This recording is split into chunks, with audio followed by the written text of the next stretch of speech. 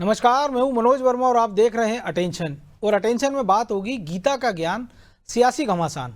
जी हाँ, मध्य प्रदेश में अंतर्राष्ट्रीय गीता महोत्सव पूरी भव्यता के साथ मनाने की सरकार ने तैयारी कर ली है। और इसी सिलसिले में गीता के 15वें अध्याय का पाठ सभी जिला मुख्यालय से लेकर विकास खंड तक किया जाएगा। आपको बता दें कि गीता के 15वें अध्याय में विशेष रूप से पुरुषोत्तम योग पर फोकस किया गया है, जिसमें भौतिक संसार की क्षणभंगुरता का विवरण है। इधर राजनीति में हर क्षण कीमती होता है, इसलिए क्षणभंगुर जैसा कुछ नहीं होता। बहरहाल मध्य प्रदेश में गीता जयंती के आयोजन पर एक तरफ तो कांग्रेस के सज्जन सिंह वर्मा ने तंज कसा है, तो दूसरी तरफ उनके प्रवक्ता ने कहा कि भाजपा ने प्रभु राम पर राजनीति की, लेकिन राम के आदर्श पर बिल्कुल नहीं चली। गौ माता पर राजनीति की, गौ माता धक्के खा रही है, और अब गीता पर राजनीति कर रहे हैं। तो क्या गीता जैसे ग्रंथ का पाठ राजनीति है? और यदि राजनीति नहीं है तो फिर इसमें कांग्रेस को परेशानी क्यों है? आज चर्चा इन्हीं सवालों के आसपास करेंगे, लेकिन पहले रिपोर्ट देखिए।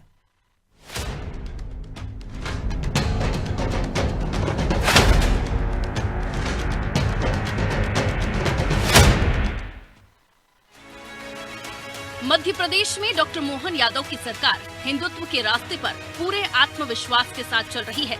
हिंदुत्व को आगे बढ़ाने के लिए मध्य प्रदेश के मुख्यमंत्री डॉक्टर मोहन यादव ने अपने कार्यकाल के शुरुआती दिनों से ही प्रयास किया और हर हिंदू त्योहार को पूरी गरिमा के साथ मनाया। और अब 1 दिसंबर को अंतर्राष्ट्रीय गीता जयंती के अवसर पर पूरे प्रदेश में भव्य स्तर पर गीता जयंती मनाने की तैयारी है।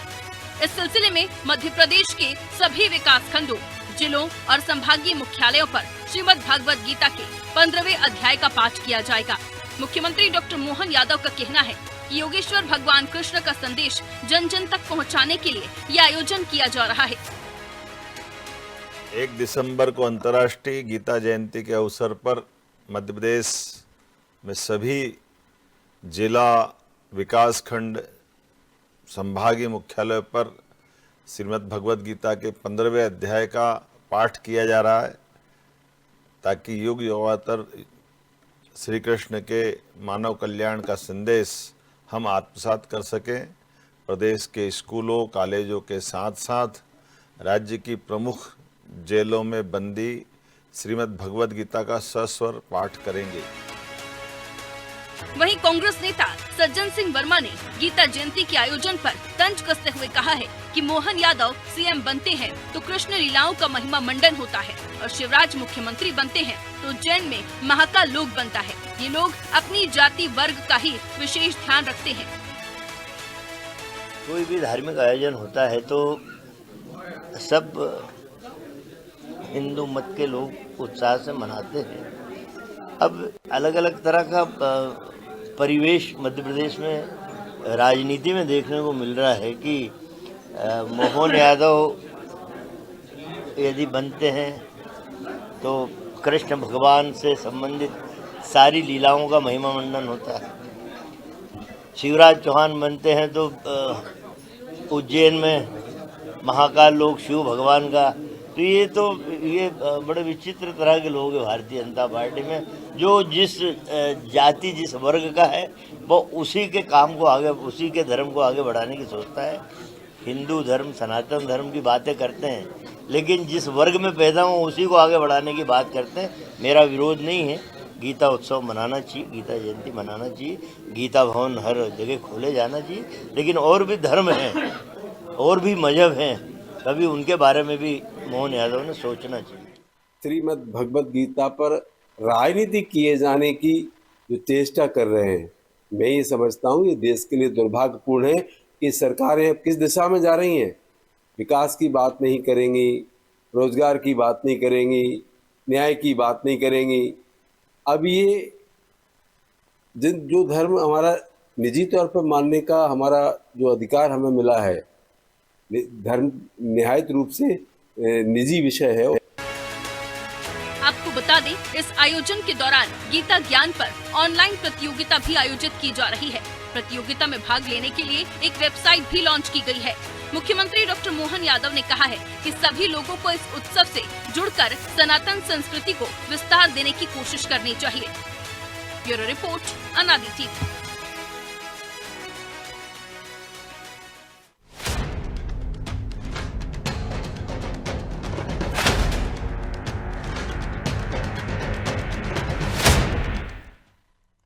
तो इसी पर चर्चा करने के लिए हमारे साथ जुड़ गए हैं वरिष्ठ पत्रकार रमेश शर्मा और सुरेश शर्मा। वो स्वागत है आप दोनों का। तो शर्मा जी, रमेश शर्मा जी, आपके पास पहले कि जो आपने सज्जन सिंह वर्मा को भी सुना, तो ऐसा नहीं लगता अभी, क्योंकि धर्मेंद्र के अभी निधन हुआ है, तो उनकी एक पिक्चर का बड़ा मशहूर डायलॉग था शोले का, जिसमें अमिताभ बच्चन शादी के लिए जाते हैं मौसी के पास, कि वो कह सब कुछ रहे हैं लेकिन कह रहे हैं कि हम तो कुछ नहीं कह रहे हैं, कि धर्म का ज्ञान रखना चाहिए।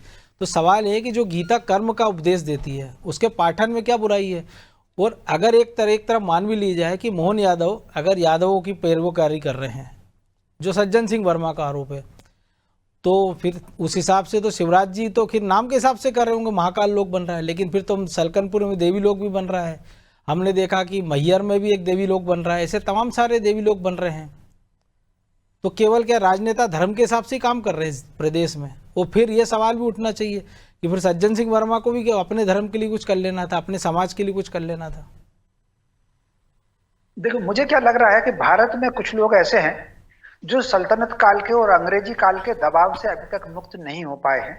तो मैं समझता हूँ सज्जन सिंह वर्मा का ये जो वक्तव्य आया है वो लगभग उसी श्रेणी में आया है।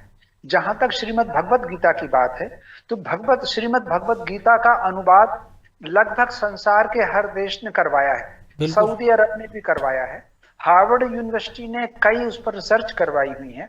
तो मोटे तौर पर गीता कोई धर्म का ग्रंथ नहीं है, गीता कर्म का ग्रंथ है, गीता जीवन का दर्शन है। इसलिए संसार भर में सबसे ज्यादा अनुवाद हुआ है और सबसे ज्यादा शोध हुए। कांग्रेस के नेता रहे लोकमान्य तिलक, उनका गीता का अनुवाद है, उन्होंने कर्म पर बहुत ज्यादा उस पर जोर दिया है। गांधी जी ने गीता पर लिखा हुआ है, विनोबा जी ने गीता पर लिखा हुआ है। तो कांग्रेस के बड़े बड़े नेताओं ने गीता पर लिखा हुआ है। और सबसे बड़ी बात मनोज जी, आपको कल्पना होगी, आपकी जानकारी में भी होगा, संविधान सभा ने जो भगवान कृष्ण द्वारा अर्जुन को देने वाला उपदेश का जो चित्र है वो हमारे संविधान सभा में है। बिल्कुल, जो 22 चित्र हमारे संविधान सभा में है। कल परसों हमने अभी संविधान दिवस मनाया है, तो जो भगवान कृष्ण जो उपदेश दे रहे हैं वो उसके अंदर है। तो स्वाभाविक रूप से अंग्रेजी काल में भी गीता को मान्यता थी, कोर्ट में गीता की शपथ ली जाती है, उसको अगर इस तरह की हल्की टिप्पणी होगी तो वो ठीक नहीं है। दूसरी बात, जो 15वें अध्याय की बात आ रही है, नाम के लिए उसमें पुरुषोत्तम योग है, इसमें कोई शक नहीं। और जो उसमें लगभग 20 श्लोक हैं, हो सकता है एक आध आगे पीछे हो, लगभग 20 श्लोक है, या तो 21 है या 20 है, तो 20 श्लोक हैं। तो उन 20 श्लोक में जो 2 संदेश है, पुरुषोत्तम किसको कहा गया है? पुरुषोत्तम उस एक तो भगवान को पुरुषोत्तम कहा गया है, दूसरा पुरुषोत्तम उसको भी कहा गया है जो पुरुषों में उत्तम हो, जो अपनी प्रगति। और उसमें जो प्रतीक दिया है, उन्होंने प्रतीक बताया है, उन्होंने कहा कि वृक्ष को, बट वृक्ष को आप उल्टा करिए, पत्तियां नीचे करिए और उसका जो मूल है उसका ऊपर करिए। इसका संदेश क्या है? उन्होंने जिस श्लोक में ये बात कही है कि वृक्ष को उल्टा करिए, आगे के श्लोकों में उन्होंने ये समझाया है कि पत्ते क्या हैं, फूल क्या हैं। उन्होंने कहा है कि मनुष्य की जो कामनाएं हैं, मनुष्य का भटकाव है, संसार का जो आकर्षण है, वो सारे उसके फूल और पत्ते हैं। अगर आपको ऊपर जाना है, मुझको प्राप्त करना है, तो मुझको प्राप्त करने में वहां 2 अर्थ आ रहे हैं। गीता में सबसे बड़ी बात यह है, गीता के एक तो शब्द के अर्थ है और एक उसका आशय भी है और तीसरा उसका संदेश भी है। तो जो उन्होंने कहा मुझे प्राप्त करना है, तो मुझे प्राप्त करने का अर्थ है आपको प्रगति के किसी शीर्ष पर पहुंचना। तो वहां पर ये जो निचले स्तर की आपको दृष्टि देख रहे हैं, किसी में हंसी में है, किसी में गम में भी है, कुछ उपलब्धियां हैं, किसी को दारू पीना अच्छा लग रहा है, किसी को गुलाब जामुन खाना अच्छा लग रहा है। ये जो जीवन का भटकाव है, इस जीवन के भटकाव से मुक्त होकर के आपको केवल और केवल एक चीज पर आपको केंद्रित करना है। उस पर केंद्रित अगर आप करेंगे तो मुझको प्राप्त कर पाएंगे। ठीक यही मनुष्य की प्रगति का है, वो अपना जो लक्ष्य को निर्धारित करती है। जो महाभारत का पार्ट है गीता, इस महाभारत के पार्ट प्रसंग पहले आया है कि चिड़िया की आंख को देखना, वृक्ष को भी नहीं देखना, चिड़िया को भी नहीं देखना, केवल और केवल उसकी आंख को देखना जी। तो बस मैं बात खत्म कर रहा हूं जी। इसका अर्थ क्या है? आपको अपने जीवन का लक्ष्य निर्धारित करना है, भौतिक जीवन का भी लक्ष्य निर्धारित करना है और आध्यात्म के जीवन का भी लक्ष्य निर्धारित करना है। उसको देख करके आपको जो चलना पड़ेगा उसे पुरुषोत्तम योग कहा गया है। और इसका निर्णय अगर उन्होंने लिया है तो मैं समझता हूं ये बहुत अच्छा निर्णय लिया है जी। तो सूरज शर्मा जी, लेकिन जो सज्जन सिंह वर्मा ने कहा था, अगर उसी को अगर आगे बढ़ाएं, फिर तो आप मैं और बात करूंगा आपसे कि फिर तो जो राम जन्मभूमि का ताला खुलवाया राजीव गांधी ने, वो तो नहीं खुलवाना था, कि वो तो ना क्षत्रिय ना रघुवंशी हैं। या फिर कमलनाथ राम वन पथगमन किस हैसियत से बनवा रहे थे मध्य प्रदेश में? भाई अगर यही है कि अपने अपने कौम को आगे बढ़ाना है। या फिर शिवराज सिंह चौहान रविदास मंदिर क्यों बनवा रहे हैं? ये तो फिर सज्जन सिंह वर्मा को बनवाना था, या कांग्रेस के इसी कोस्ट के और तमाम सारे नेताओं को बनवाना था, क्योंकि सज्जन सिंह भी कई बार मंत्री रह चुके हैं। अनम्यूट कर लीजिए, आपकी आवाज नहीं आ रही।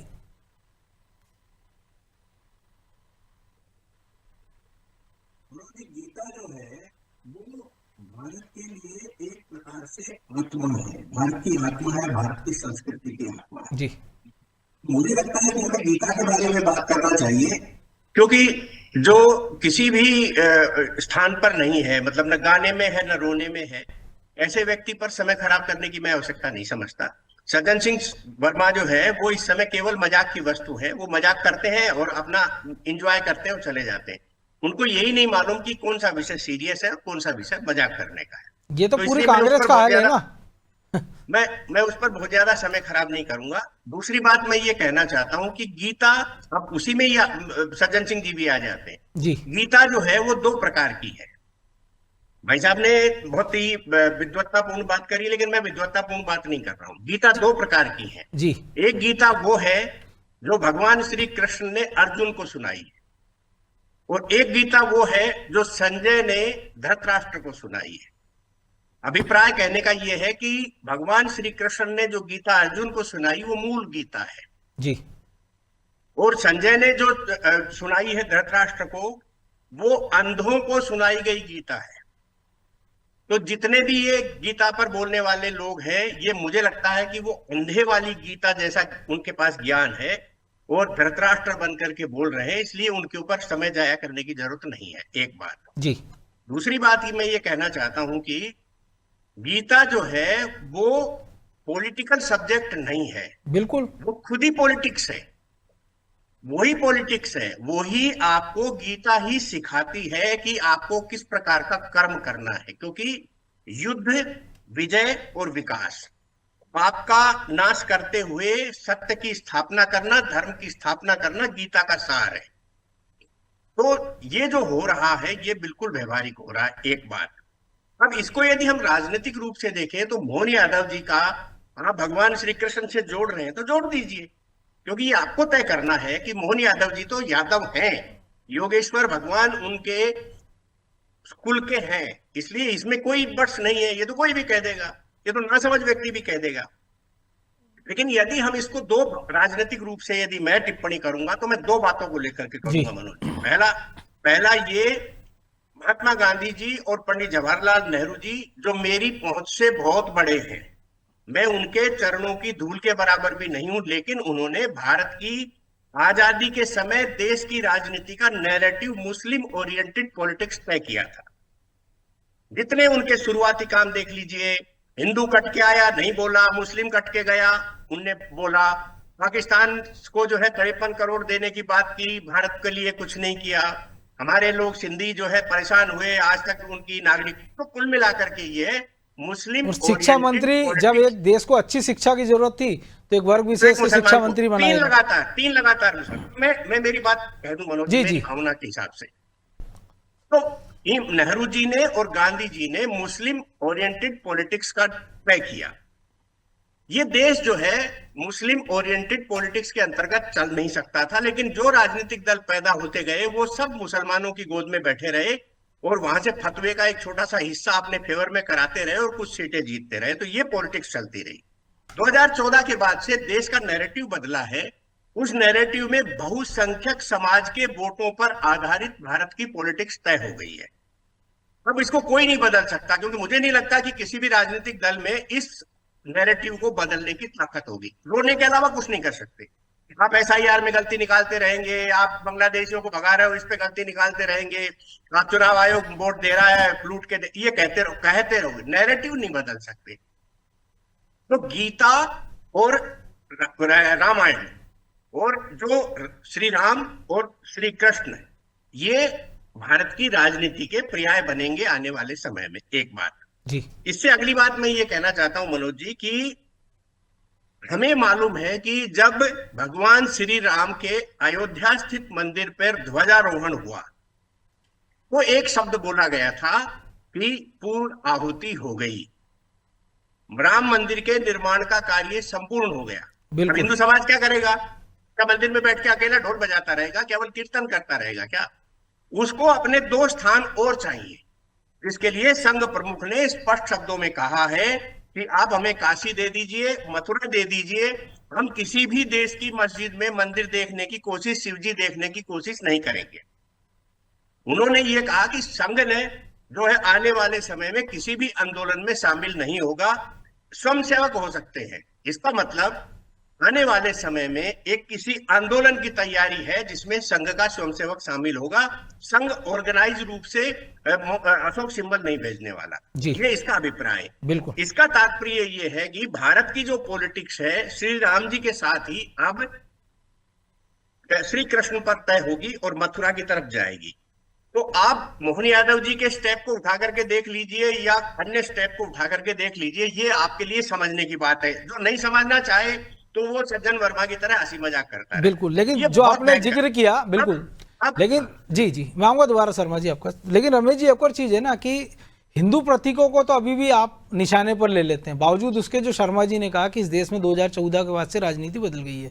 लेकिन पश्चिम बंगाल में 6 दिसंबर को बाबरी मस्जिद का निर्माण शुरू करने जा रहे हैं, उस पर कांग्रेस के किसी नेता की कोई प्रतिक्रिया नहीं आती है कि भैया 30 एकड़ में बगान बन रही है, 150 करोड़ का खर्चा है। और ये शायद ये वही कारण है जिसके कारण कांग्रेस या बाकी जो दल है उनकी ये गति हो रही है। देखिए, स्वाभाविक रूप से जो ये जहां से मैंने सबसे पहले बात शुरू की थी जी, कि कुछ लोग अभी अंग्रेजी काल, सल्तनत काल से अभी मुक्त नहीं हुए, उनको कहीं ना कहीं एक अज्ञात का भय लगता है, मुसलमानों से भय लगता है, मिशनरीज से भय लगता है, और इसके अलावा उनको लगता है कि मुसलमान को ही प्रसन्न हमको रखना है। तो ये जो मानसिकता है हमारे यहाँ 2 प्रकार के, भारत में पूरी दुनिया में 2 प्रकार के मुसलमान। एक तो वो मुसलमान है जिन्होंने नबी को समझा और उनकी हदीस को समझा और उस आधार पर इस्लाम ग्रहण किया। दूसरे वो है जिनको मार मार के मुसलमान बनाया और उनको 3-4 चीज बता दी कि रोजा, नमाज, जकात के ऊपर काम करो, 5 वक्त का नमाज पढ़ो और मारो पीटो, और जिस तरीके से टीम भेजी गई कि जाके मार पीटो और लूटो। जो वो कनाडाई लेखक थे ना, भारतीय मूल के तारिक फतेह, वो कहते भी थे इस देश में 2 इस्लाम, एक अल्लाह का, एक मुल्ला का। हाँ, निश्चित रूप से। तो ये जो मुल्ला वाले मुसलमान हैं उनको खुश करने की सारी राजनीति चल रही, और इसलिए अब बाबरी मस्जिद, मुझे एक बात बताइए, वो ठीक है कि उस बिल्डिंग का नाम बाबरी मस्जिद हो गया था, वो मस्जिद, मंदिर को तोड़ करके बाबर ने वहां मस्जिद नहीं बनाई थी। मीर बाकी जो उनका सेनापति था, उसने फरिश्तों के उतरने का स्थान ऐसा लिखा था, वो पत्थर मिला हुआ है जो, और वो पत्थर भी कोई आरएसएस वालों ने नहीं खोजा, वो मोहम्मद के मोहम्मद थे, उन्होंने खोजा हुआ वो पत्थर।